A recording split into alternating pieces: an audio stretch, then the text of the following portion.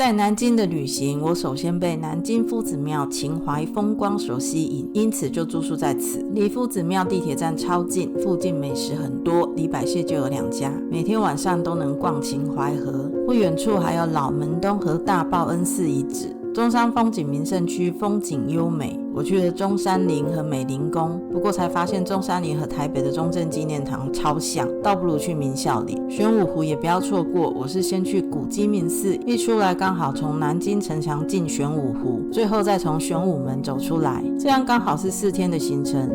第5天就轻松逛逛饭店周围与吃饭，就准备离开了。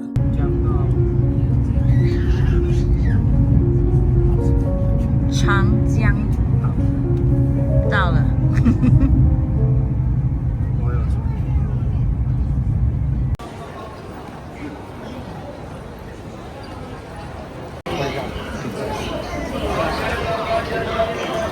学生开学了，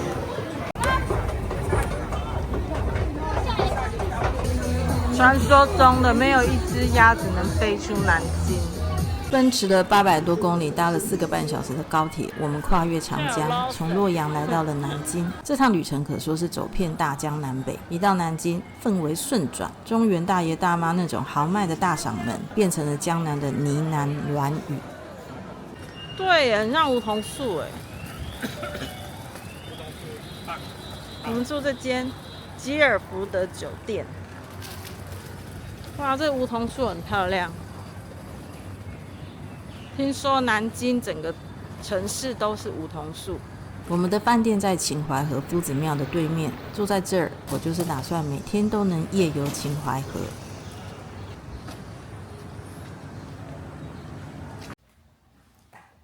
您这边有个电话。来到南京了哦，就住在夫子庙前面，非常方便，有好多吃的哦。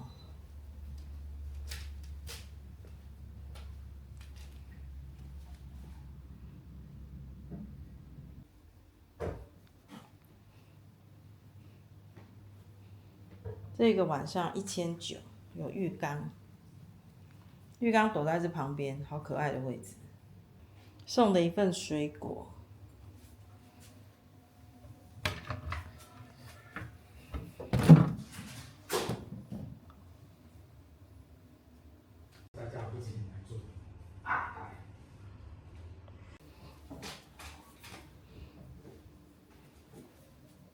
马桶。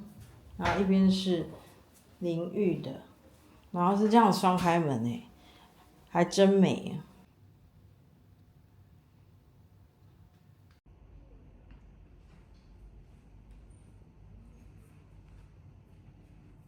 好漂亮啊！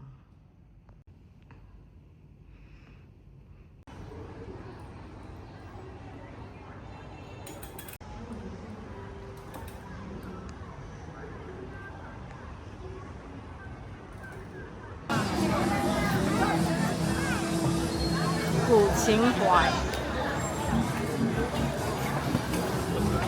旗袍店，多压哦！这有个戏院哎。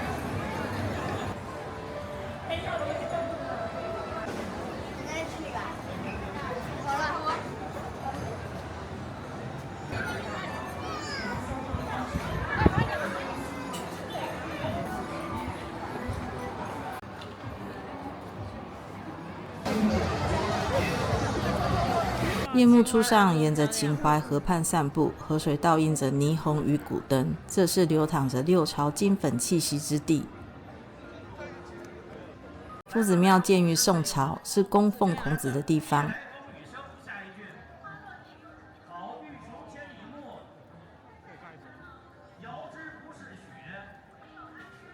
而紧邻夫子庙的江南贡院，则是明清时期中国最大的科举考场。每逢科举大年，全江南数以万计的才子、富家子弟都会聚集在夫子庙一带，因此也形成了秦楼楚馆林立之地。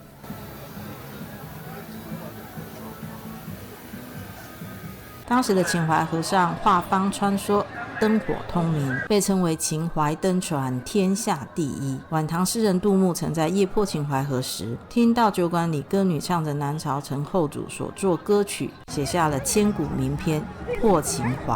烟笼寒水月笼沙，夜泊秦淮近酒家。商女不知亡国恨，隔江犹唱后庭花。这首诗完美捕捉了秦淮河畔那种灯红酒绿、纸醉金迷，却又带着一丝历史沧桑与哀愁的独特氛围。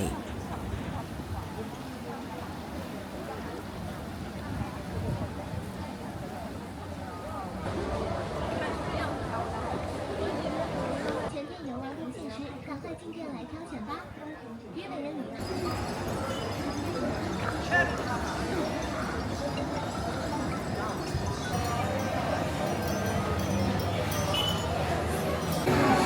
早就到了。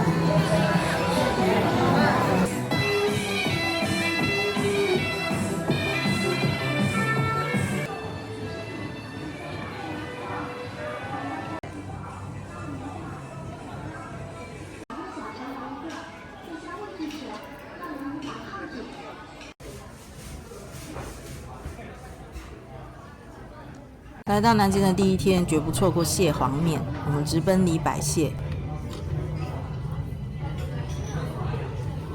点了一碗招牌蟹黄金拌面，把满满的蟹黄与蟹肉淋在面条上，那股浓郁鲜甜的滋味实在太奢华了。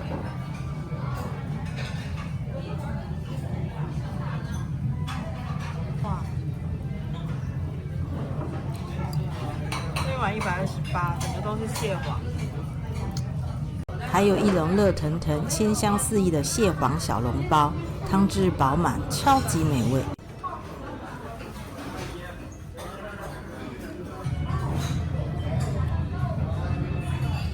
饭后甜点是芋泥麻糬，它跟台湾 Q 弹的麻糬很不一样，口感非常软糯绵滑，用汤匙拌着芋泥一起吃，简直是绝配。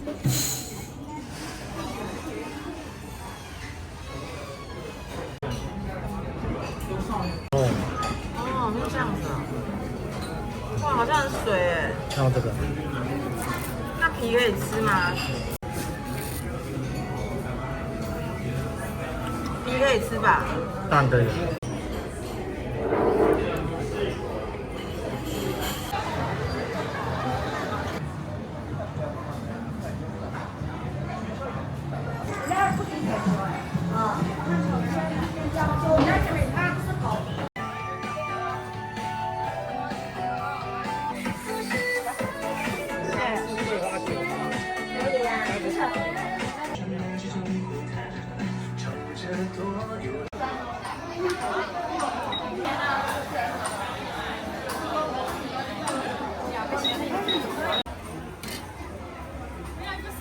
好嘞，甜的、咸的都有啊。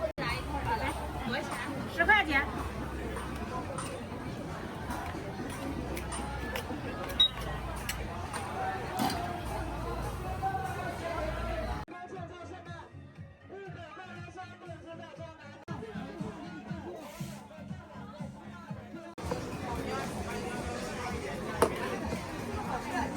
姜小菜。我超过了。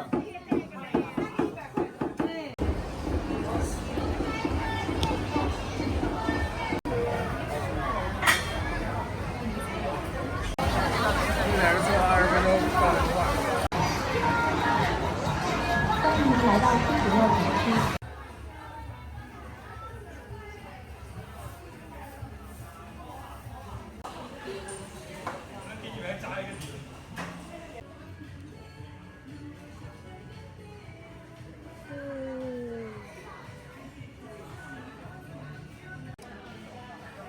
桂花酒酿元宵，它的元宵就是汤圆烧小。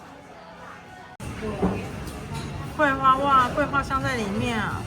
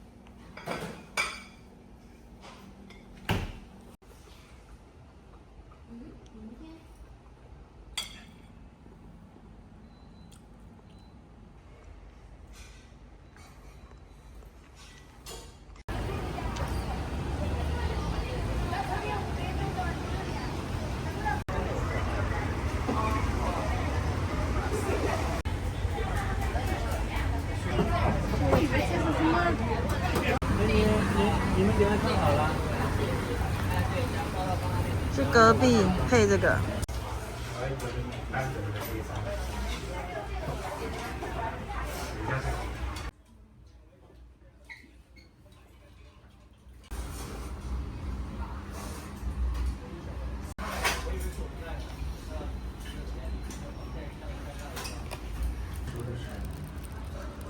哇！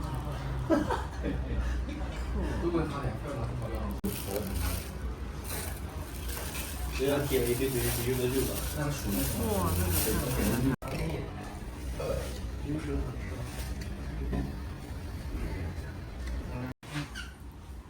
你晚上等我俩睡着。好可能是你。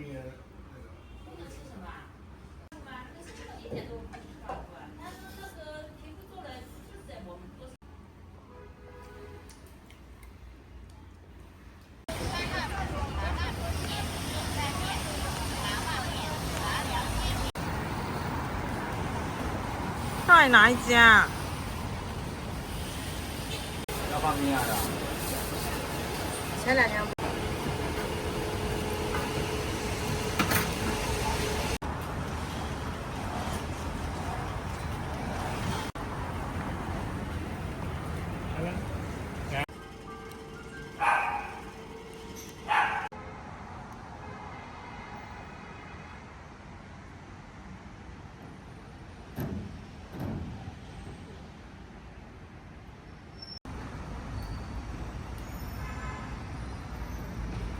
大报恩寺是明朝永乐年间明成祖朱棣下令建造的皇家寺院。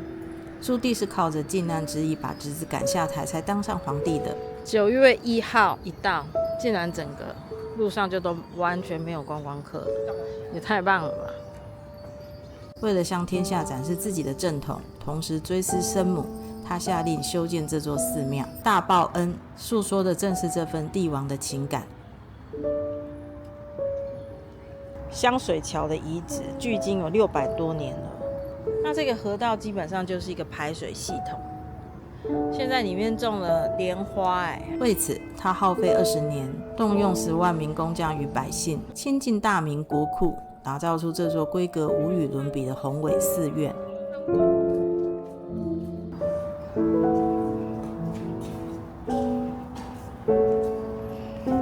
这个是宣德御碑，在北边，依据中轴线有南北2大御碑。我们现在在北边的宣德御碑，前面那个是南边的永乐御碑。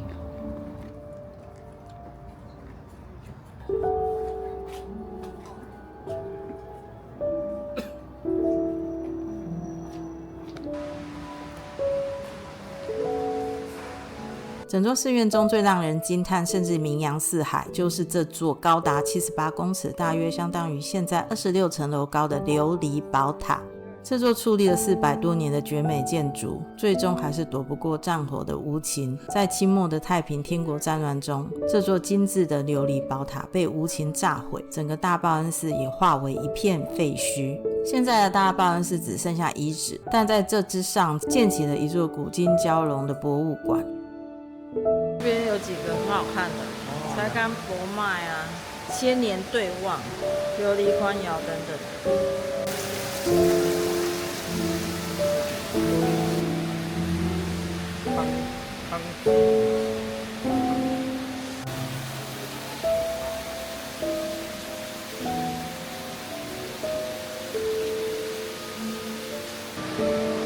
这个七步生脸啊？对啊。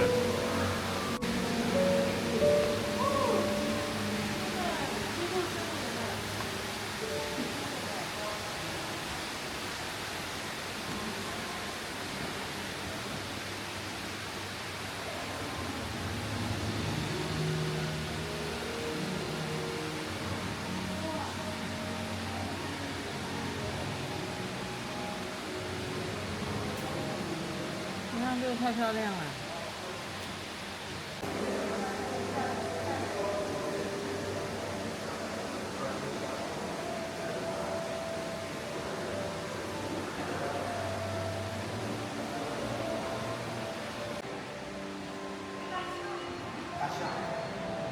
琉璃塔上的琉璃砖就是这样子的，色彩鲜明。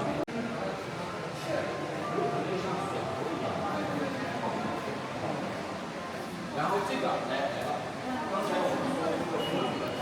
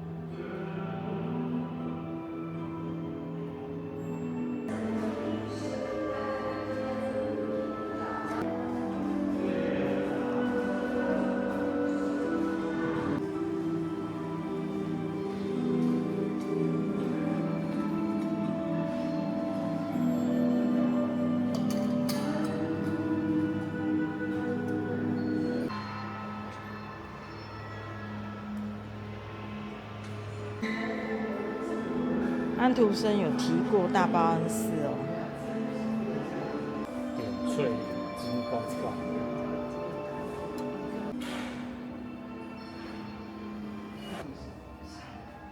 哇，这里好虚幻。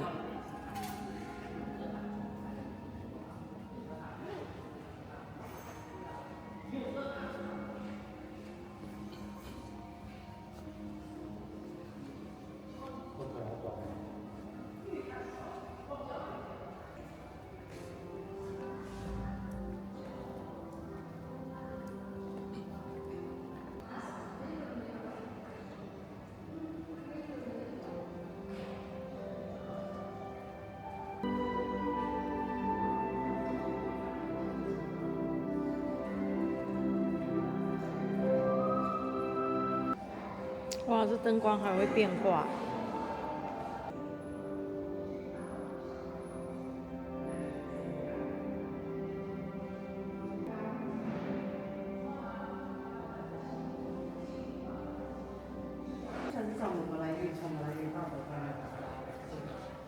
这个真的是有看过最厉害的，在既有的遗址上面再建上新的现代的博物馆，然后又把部分最厉害的这个琉璃塔给复原，但是是用现代建筑的方式复原。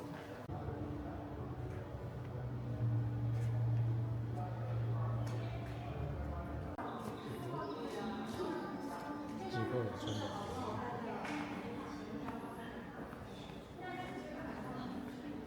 香香的。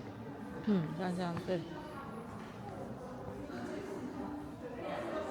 哇，你看这棵树，这个好像那个仙树。好，那里还有兔子呢。啊，还有河马。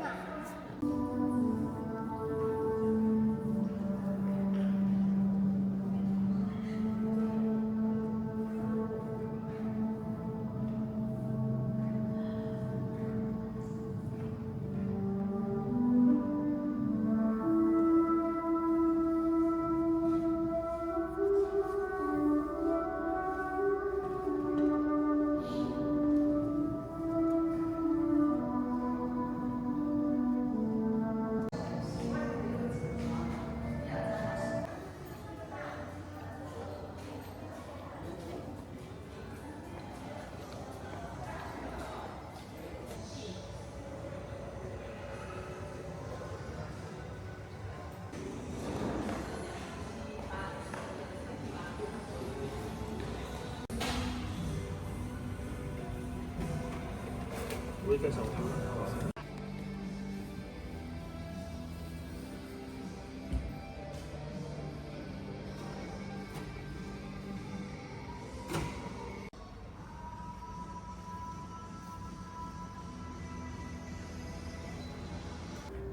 虽然现在大报恩寺遗址再也看不见当年那座五彩的琉璃塔，但在原本夯土遗址上，使用轻盈的钢架与现代玻璃，以1:1的比例重新打造一座现代版的报恩新塔。我们也可以依此想象，当年那座9乘8面的宝塔，从上到下全部用五彩斑斓的琉璃瓦，一砖一瓦拼砌而成。白天在阳光的照射下，整座塔身金光闪闪，塔的屋檐上还挂着100多个风铃，微风吹过，几里外都能听见清脆的梵音。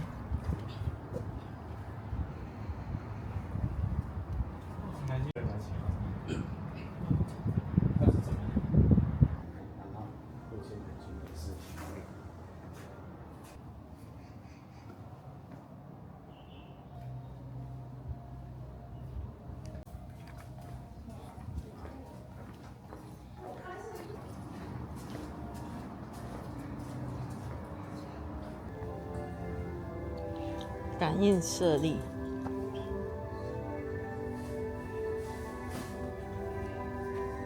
哦，你看下面的地方，会不会想它是反射？反射对。或者是下面的地方？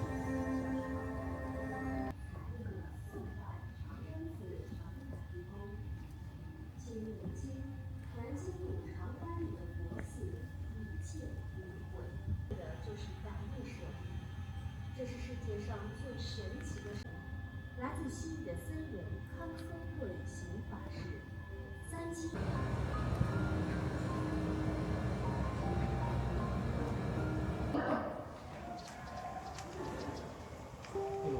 这好香哦！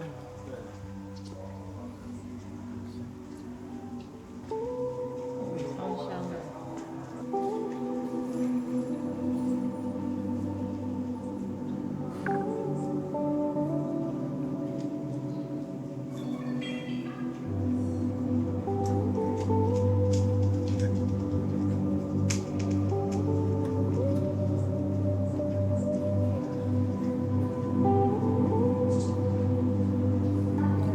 他们这个是那个巴基斯坦人的脸。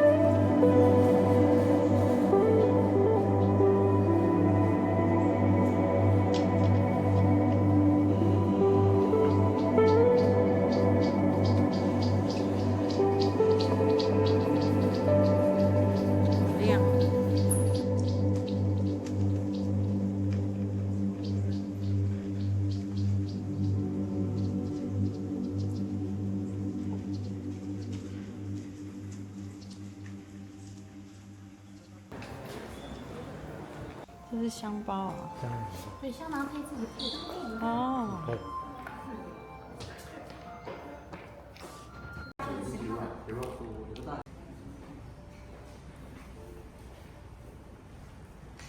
综合在一起的。哦，那个没有，是那个小的，所以你就不用担心这个对呼吸道不好。我们长期点香，自己做香，有的时候都是点一把一把的，都没有关系。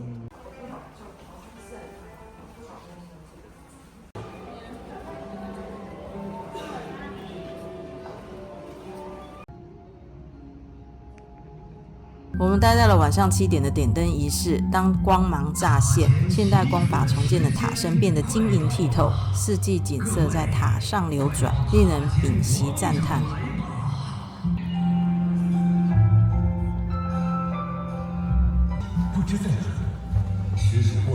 各位观众朋友们，接下来塔身将为您展现金陵四季更迭之美。南京的春日，空气中弥漫着温润的气息，揉进了这悠悠流淌的河水之中。好的绿荫长廊，在蝉鸣声中谱写独属于古城金陵的夏日进行曲《金秋南京》。透过琉璃窗格，仿佛望到了半城金碧半城霞的盛景。塔灯的流光和大学城里莘莘学子点亮的灯盏遥相呼应。暮色降临，城楼上的华灯四地亮起，塔檐间流转出璀璨的光芒。这满城灯火铸造的笔墨，共同挥毫写下山河为宋，家国同辉的时代华章。冰霜为冠，星河作殇，皑皑白雪覆满中山峰峦。一夜风雪，南京又变回金陵古城，在飞旋的雪幕中呢喃着岁月深处的往事。报恩圣地，千年福祉。各位，欢迎来到大报恩寺。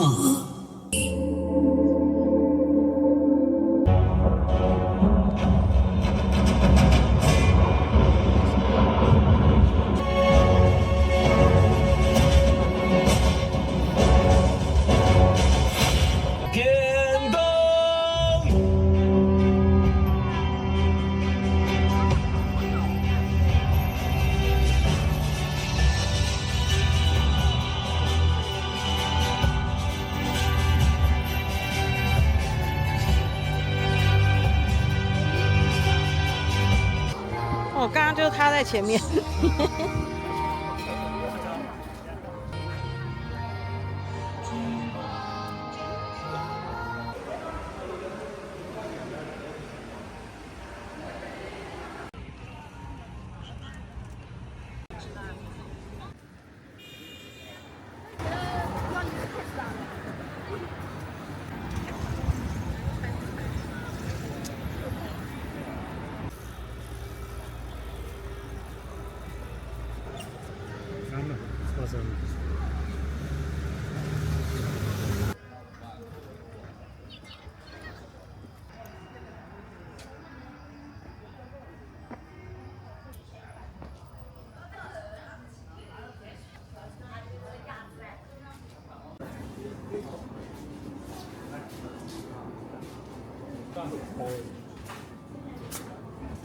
艺术咖啡馆。哦，我要买。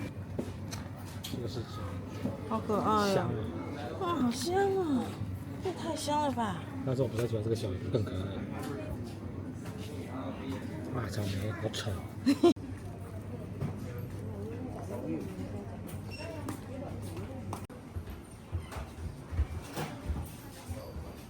东西一样。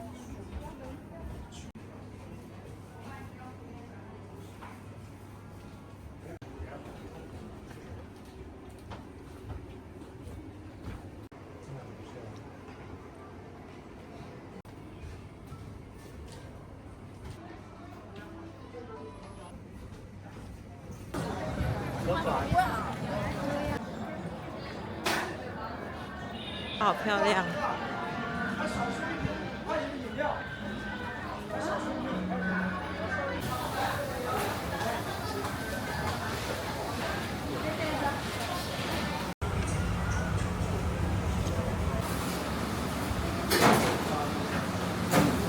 来，先取过去。好的，谢谢。啊，又来。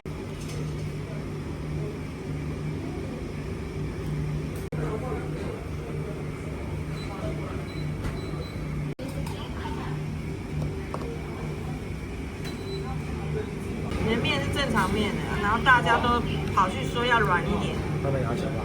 也不晓得怎么回事。啊，你试试看很硬吗？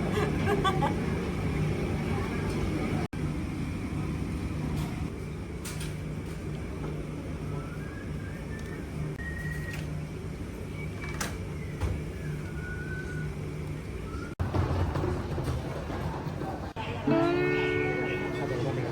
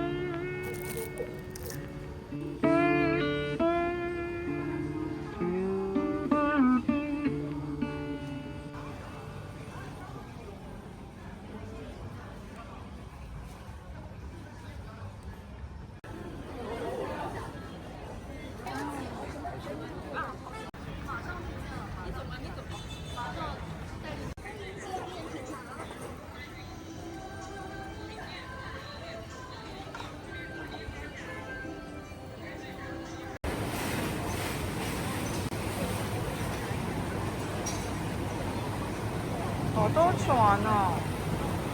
对啊，好多人坐，我就不想坐。有关船的东西我都不想坐。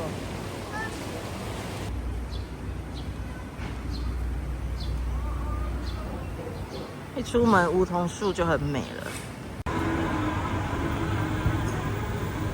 这家，白天是这个。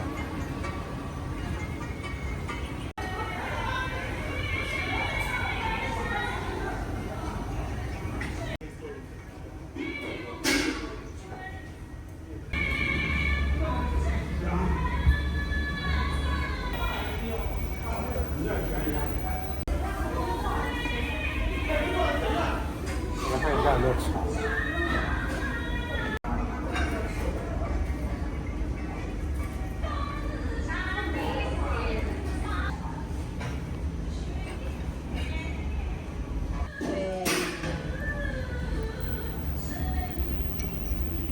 好吃。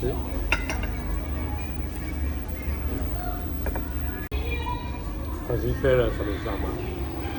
姜汁。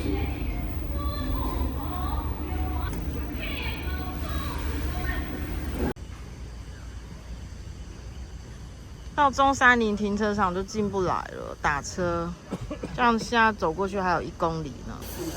哇，你要走上去。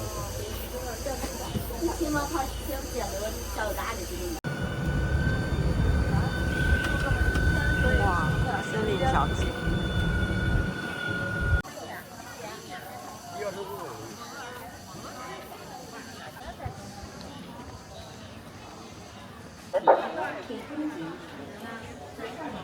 提前准备好预约过的身份。导游官方讲解。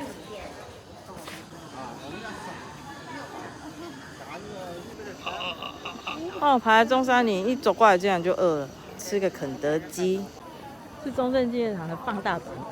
放大版吗？这个呢？我说这个吗？哦，牌匾里面应该很大。哇，这个坡竟然是上坡，都还没开始爬阶梯，就开始喘了。来到中山风景区的中山陵，第一眼我就想，这不就是中正纪念堂的放大版吗？国父孙中山先生为什么最后会选择长眠于南京的紫金山呢？这是他生前的特别交代，因为南京是1912年中华民国临时政府成立的地方，象征着2000多年帝制的终结，以及亚洲第一个民主共和国的诞生。这座城市对他来说意义非凡。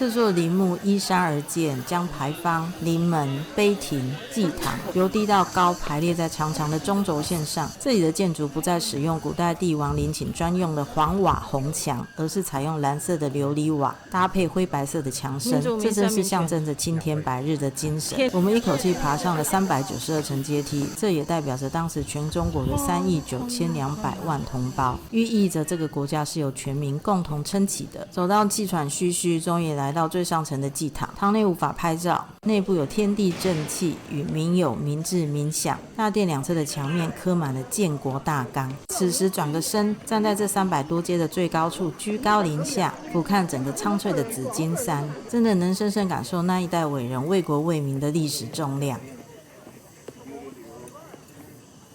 对，很棒。音乐台它是有音乐啊。要不要了？音乐身上了，音乐身上了。OK， 等一下啊。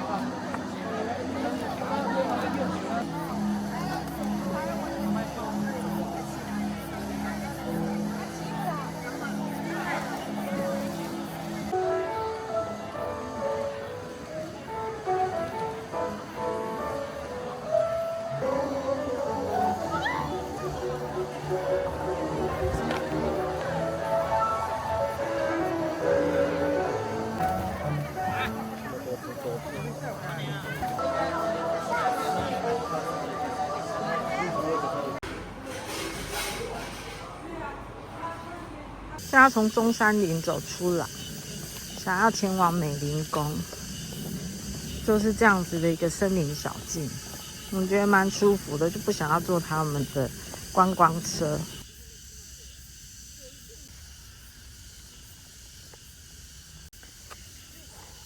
可爱哦，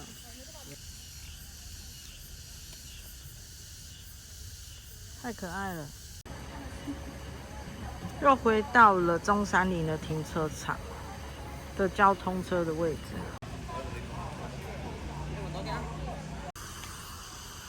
中山南路梅下雨花，哇，这好漂亮的茶园。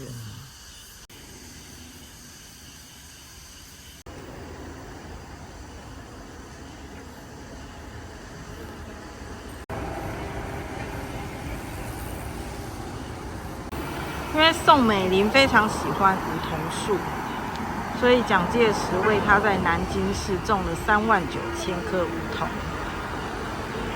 那这个梧桐的品种是法国梧桐，是从法国租界移植过来的。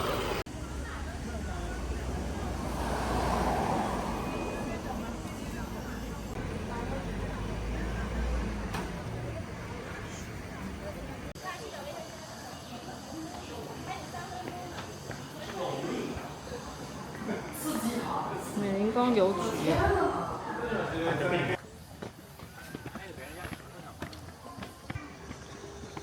哇！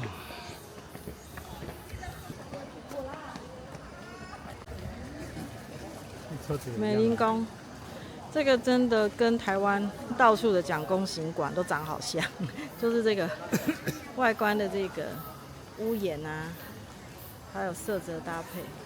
美龄宫。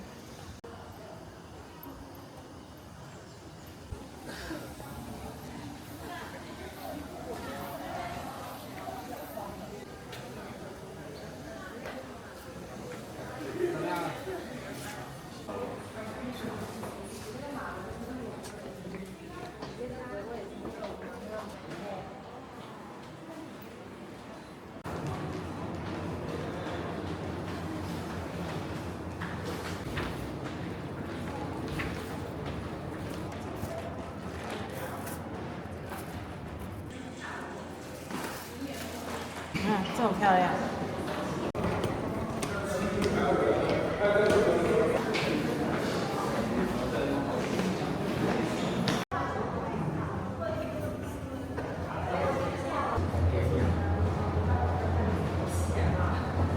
好棒！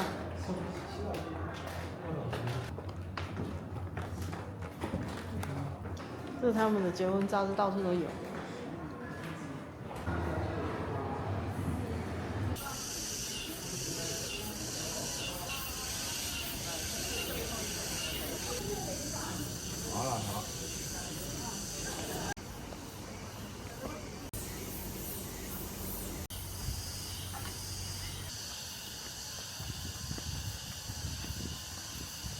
哇，这好漂亮啊！整排的梧桐树。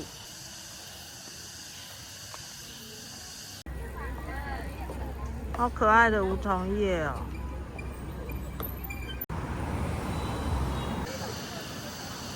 你看大木树园要1点多公里，到明孝陵4号门也才600，同一条路走吧。走这个吧。有需要的可以来参与一下。咱们这边大众点评 APP 收藏打卡可以免费领取大排档。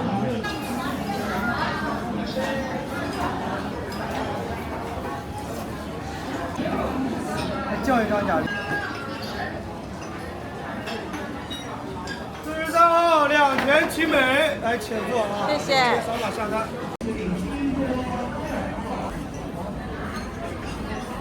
好像说有那个豆浆还是什么。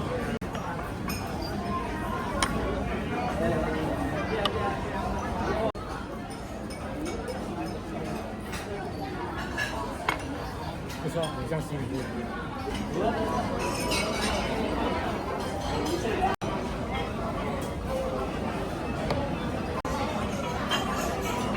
有瓜吗？瓜嘞。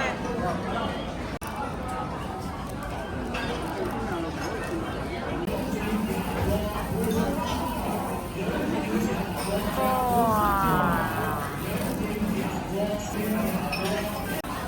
超香的荷叶。弄开，哇，好像很嫩呢。那个这样。哇，它很嫩呢，整个这样子弄就开了。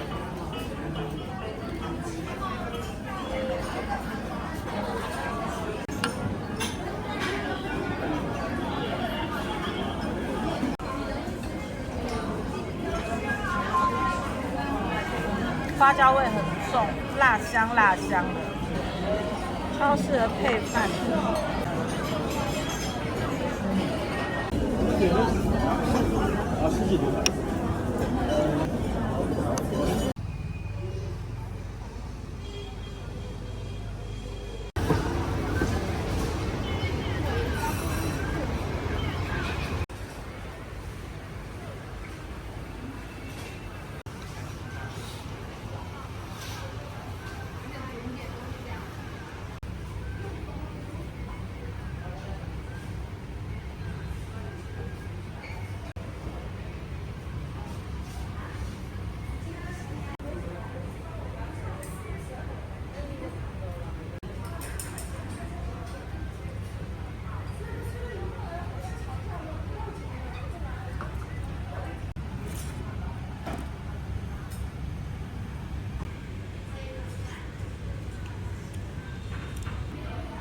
竟然有一颗莲子在里面，而且整个好清甜哦。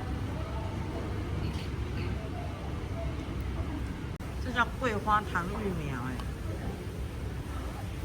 玉苗，不知道是什么，这对啊，叫做点玉苗。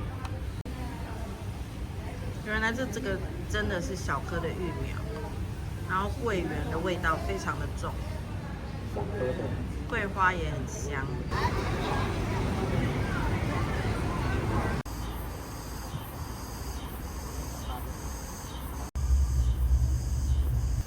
AI 玩具梗做出来了。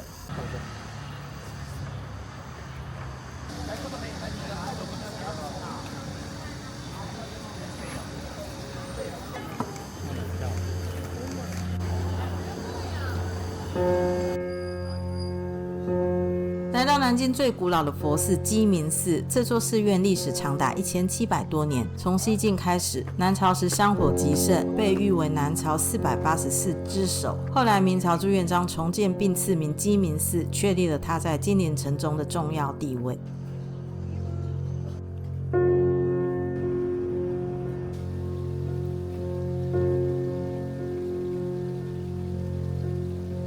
参观鸡鸣寺一定要拾级而上，一路往上爬才能走出寺院。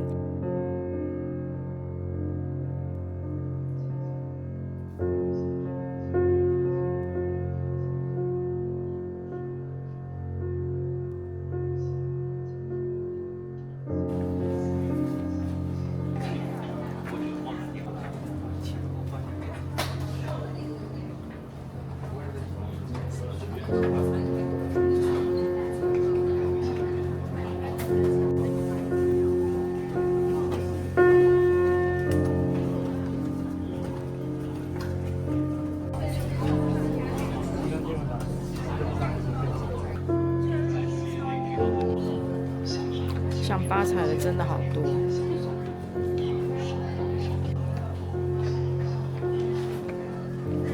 四方会发给每人3支清香，这野香有着非常好闻的木质香气。最有趣的是山上的鸡鸣香海大香炉，大家的香不是用插的，而是直接往里头丢，香火超级旺盛。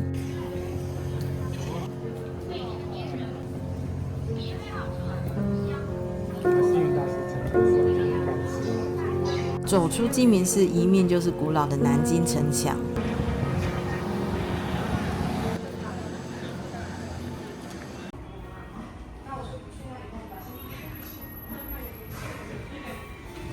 穿过解放门就能来到玄武湖景区。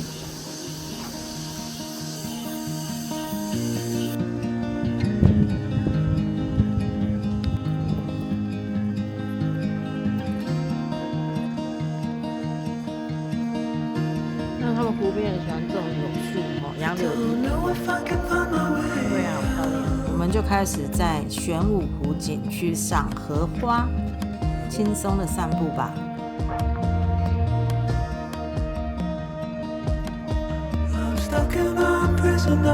这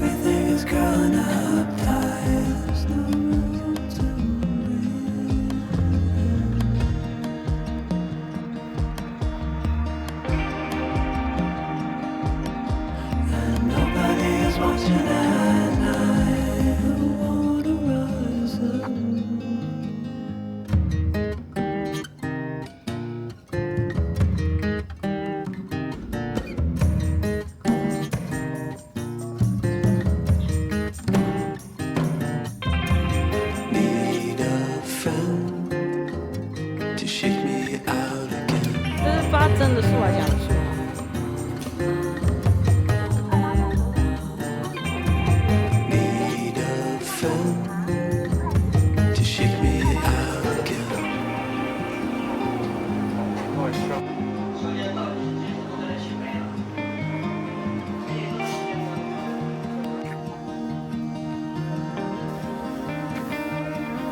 ？Don't know if I can find my way out.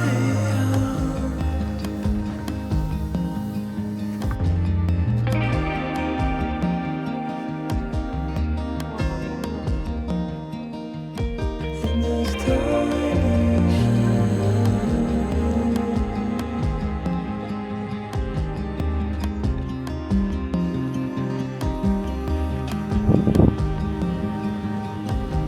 and everything is growing up tight. 是樱花园，还有樱桃园，麦当劳旁边先锋书店，热门的打卡点。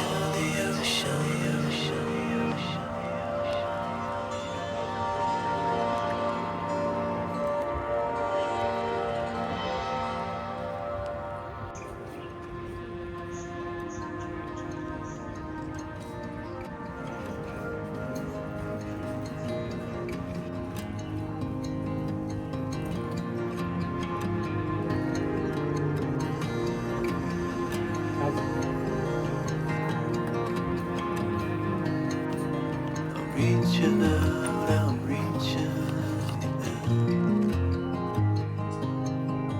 The water is rising over me. The water is rising. It's coming. Reaching out, I'm 这边 reaching 好像比较漂亮，它是因为比较凉而起。 The water is rising. 它好像鸳鸯。 The water is rising. It's coming. Reaching.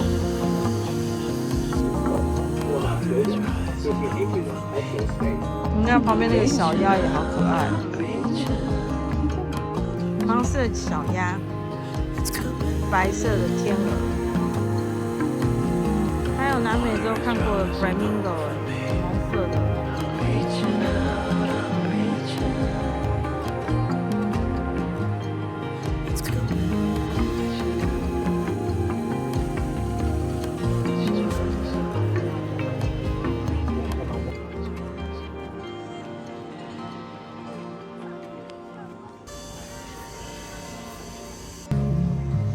鸭头浮出来了。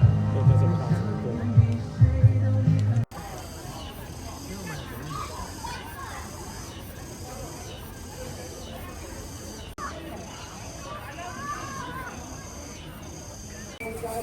阳光玫瑰，买葡萄就好了。啊。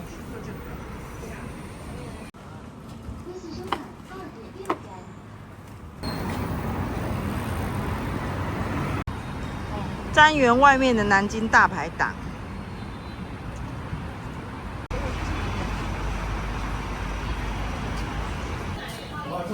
来，2位对面29号床。好，经典床。谢谢。等花慢点吧，等开。公哥是。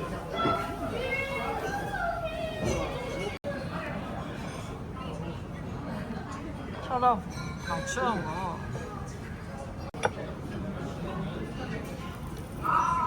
哦，怎么那么像巧克力？蛮好吃的。好吃啊！上桌的时候很臭，但是吃起来很好吃，比较不像臭豆腐，是臭豆干。也不太臭啊，还好，这比起台但是湾。内里软软的，好吃。把虾仁捞出来看看，虾仁下面是不是有虾仁？它那个虾仁好小哦。没啊，都是大蒜的，不是虾仁。真的是大蒜。我这个丝瓜好酥哦，看出来鲜嫩。比昨天的那一家满很多，是一整锅。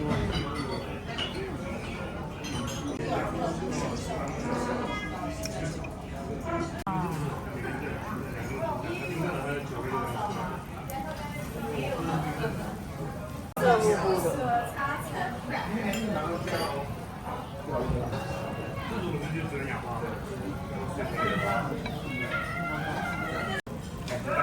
这也是第2次吃南京烤鸭了，这个皮非常非常的脆，内里又很软嫩，真的很好吃。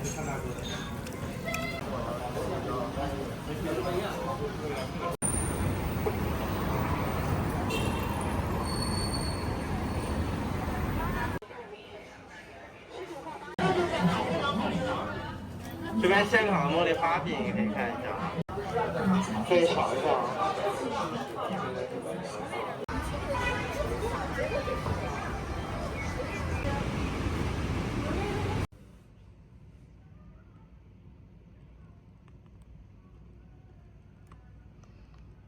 跑出去买宵夜耶，蟹黄汤包当宵夜会不会太奢侈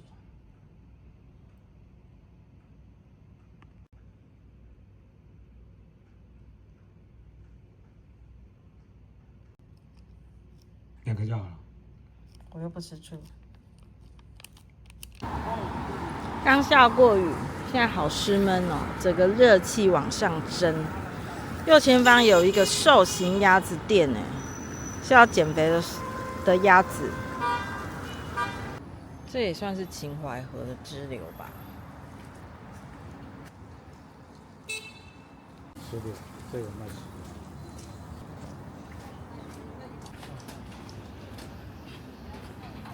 这边都是菜市场，没早点发现这条菜市场，太可惜了。这都比台湾好吃100倍。真的啊。因为我们早上都会打蔬果汁，前2天找到一个超市才买了蔬菜水果，这边就好多哦。大树小吃啊，就好多人推荐啊。真的。哎呀。大树小吃。哎呀。对，大树。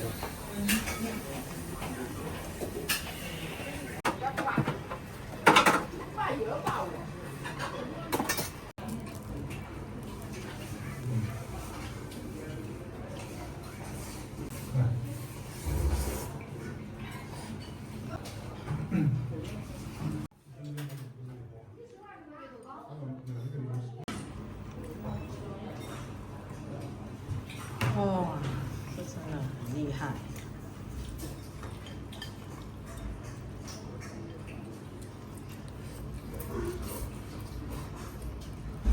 看这块肉这么夸张。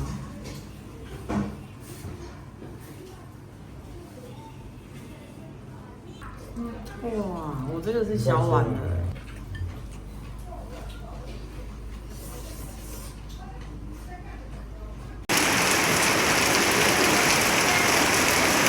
吃完大肉面出来就这样子了，不知该如何是好。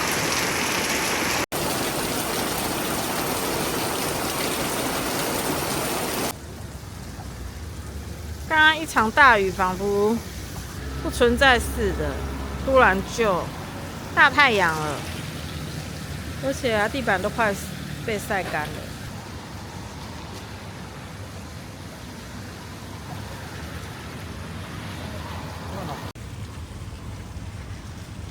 中华门那地方走一走，别太远，不下雨就可以走。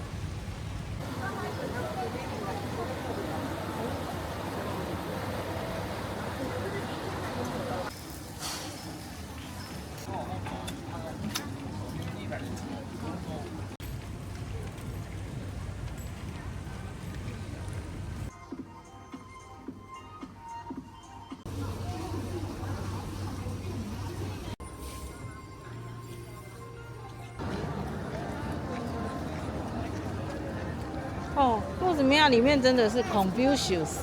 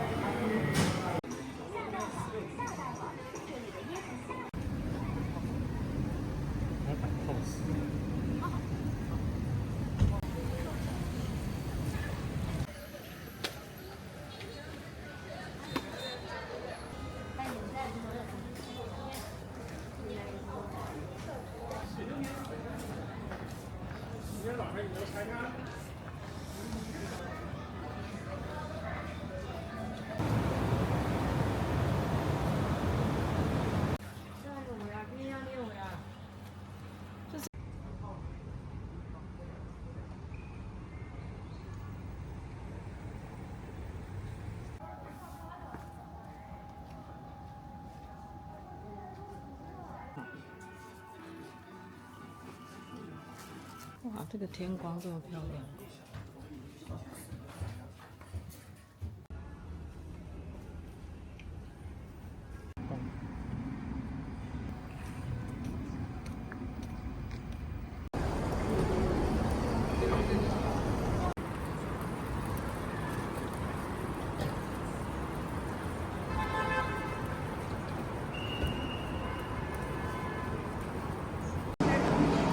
搭火车1个小时之前出发，都太紧张了，因为他们这都太大了。现在到这里好像好不容易快到检票口，都已经只剩下20-20分钟了。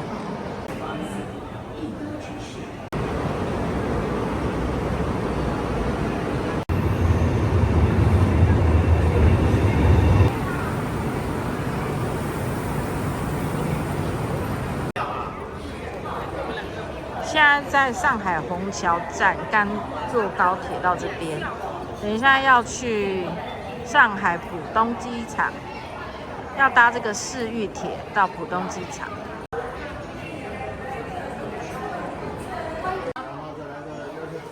好的，在这边吃的啊。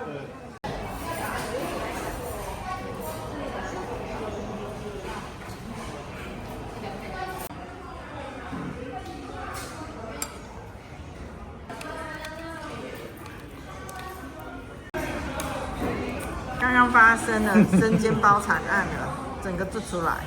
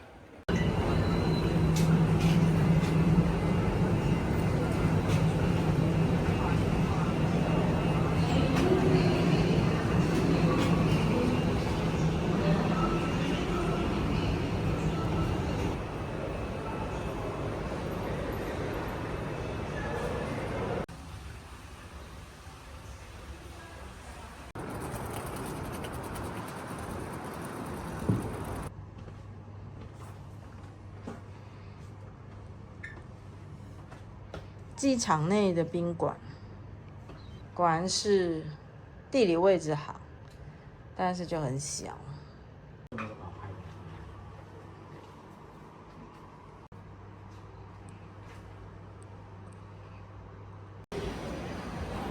我们刚刚从这个上去，结果中间啊，就是这个大众空港宾馆，超方便的。